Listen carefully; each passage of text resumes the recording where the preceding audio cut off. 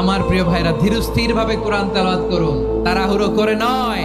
আনাস রাদিয়াল্লাহু তাআলা আনহু বলতেন, কোরআনের অনেক কারি আছে যারা কোরআন পড়ে কিন্তু সওয়াব পায় না, বরং আল্লাহর কোরআন তার বিরুদ্ধে আল্লাহর দরবারে নালিশ করে আর লানত করতে থাকে।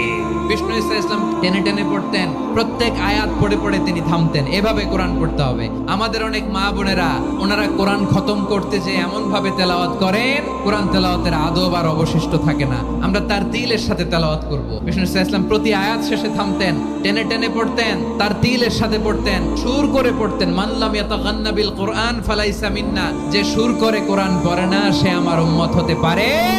যাইনুল কোরআন বিআসওয়াতিকুম, বিষ্ণু বলেন সুর করে কোরআন পড়বা।